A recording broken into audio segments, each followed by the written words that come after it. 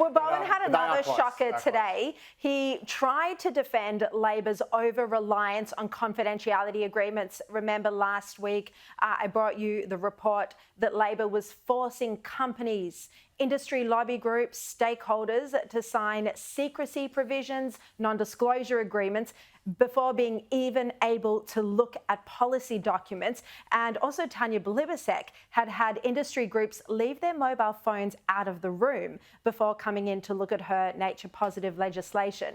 So there was a lot of pressure on the government to explain why they were using this non-disclosure agreement at a regular basis when they promised transparency from opposition. Well, when questioned about it today, here's what Chris Bowen had to say. Car companies came to us and said they wanted to share commercial and confidence data with the government and asked for the negotiations or the consultations to be held in that light. And so we agreed to that and therefore there were those sorts of agreements entered into. But also in terms of the vehicle efficiency standards, there were 2 public consultation papers, thousands of submissions. There was also the preferred model put out, thousands of submissions, all public, all worked through.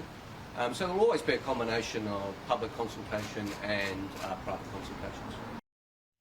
I mean, Liz, Chris Bowen there blaming the car manufacturers, but the reality is this use of NDAs is right across the board in the government. Yes. And I would like to hear from the car manufacturers because I'm sure they didn't beg for NDAs before looking at the legislation. No. And there's ways to make that portion, if indeed the story is true, confidential while not getting everyone to sign gag orders before they're simply coming to a meeting with the government to discuss future policy. We heard the same from people who were having meetings with the government who were from the disability sector, and they were like, why do we have to sign off on all these NDAs?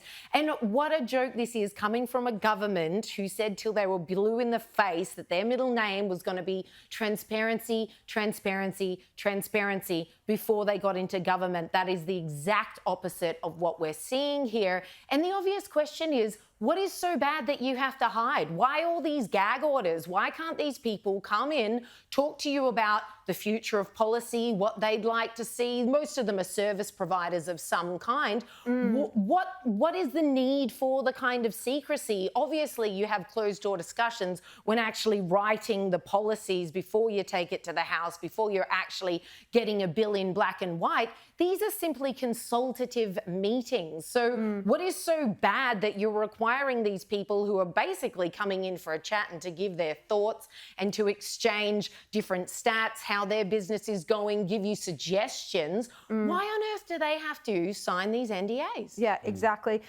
Now, meanwhile, the government's under pressure over what's being dubbed in the media Trump-style laws, where they would ban completely visitors or tourists from foreign countries if those countries don't accept the return of detainees.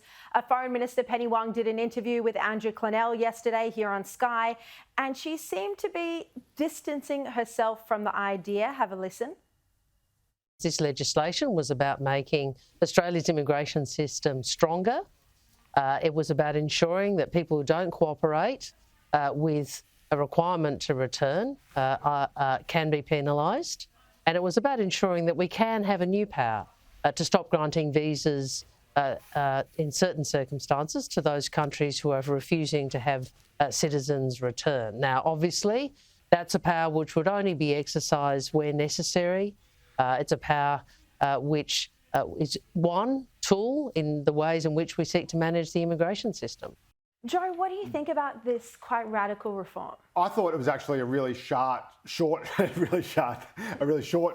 and effective and clear way to deal with the problem. It was one of those things which, as soon as I saw it, I could understand how it would work. The messaging on it is really clear and simple and easy to understand, except when Penny Wong explains it. And again, this is, I think, one of the problems with the Labor Party on immigration, which is its Achilles heel and always has been, especially for the left. You actually get this thing and say, right, we're going to get tough on these countries, because the whole problem is that there's nowhere else for these people to go. That's why they end up being let out free because you can't have indefinite detention. And so the Albanese government put the pressure back on these home countries, says, you have to take these people back or we will not take any people from you. It's a fantastic policy, and the coalition should support it instead of blocking it for its own selfish political purposes. But again, you see now the left of the Labor Party, to which of course Penny Wong and Andrew Giles belong, almost sort of tying themselves in knots to get away from it. And as long as they keep doing that, border protection and immigration will continue to be a thorn in the side of the Labor Party. So these people need to just shut up and get out of the way and let it run. All right, Joe Hildebrand, Liz Storer. Liz, we'll see you tonight at 10 o'clock. Thanks, Sharri. Thank you both so much.